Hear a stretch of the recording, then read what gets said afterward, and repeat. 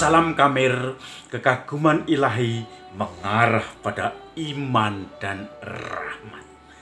Saudara-saudari yang terkasih, saya baru saja pulang dari Keuskupan Purwokerto.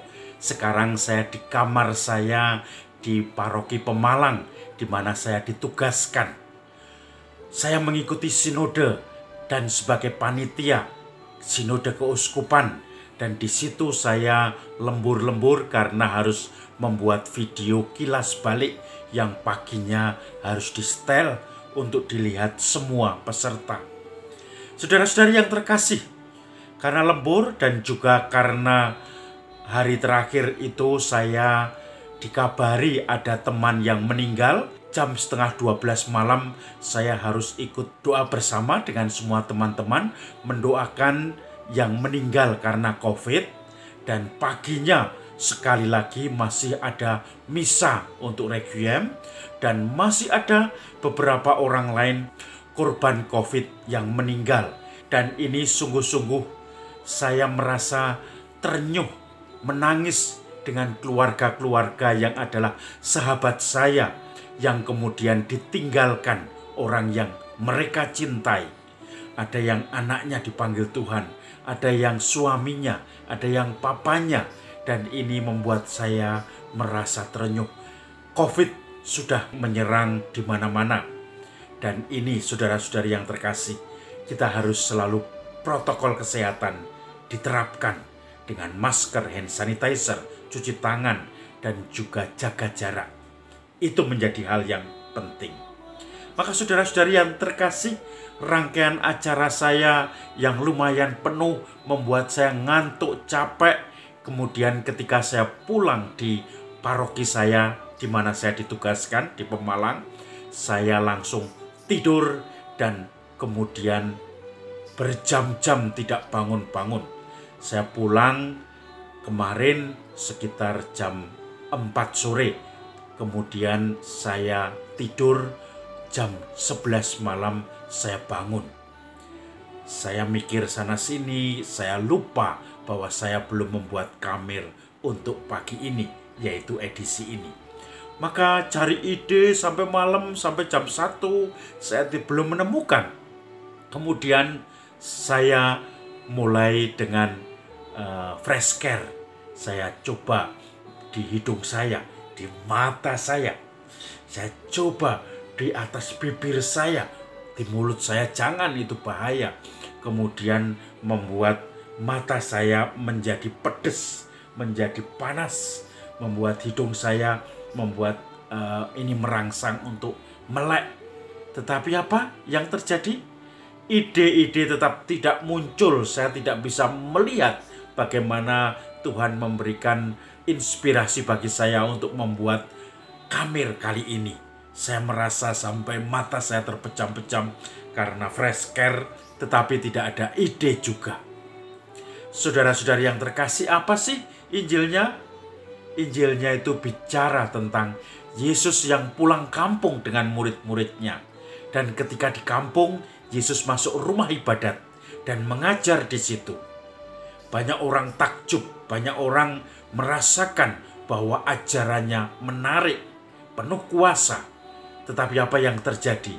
Mereka melihat Yesus sebagai anak Yosef, anak Maria, sebagai keluarga tukang kayu yang tidak terhormat. Mungkin kita ingat Jokowi yang kemudian juga dilecehkan, hanya seorang tukang kayu. Tetapi saya tidak mau politis dengan Pak Jokowi, tetapi saya lebih mengarahkan ke renungan spiritual, renungan rohani saja.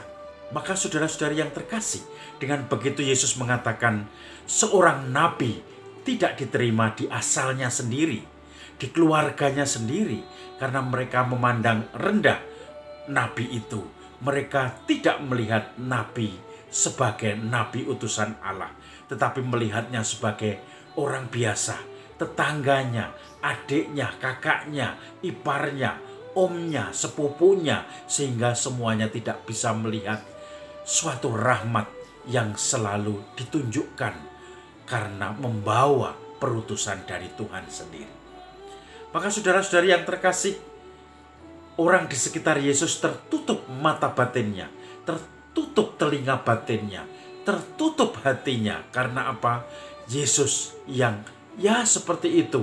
Tidak ada, walaupun menarik, penuh inspirasi, tetapi Yesus itu tetap saja orang yang sama, yang menjadi saudara mereka, tetangga mereka. Mereka sudah menutup diri dengan kemanusiaan biologis dan juga dengan kemanusiaan atau ikatan biologis yang mereka terima dari Yesus sendiri. Saudara-saudari yang terkasih, sama seperti saya yang tadi mengantuk, tidak punya inspirasi, seakan-akan Tuhan tidak memberi inspirasi karena pikiran saya adalah saya ngantuk harus tidur. Sudah saya kasih fresh care di mata, di hidung, di bibir, tetapi ide-ide juga tetap tidak muncul.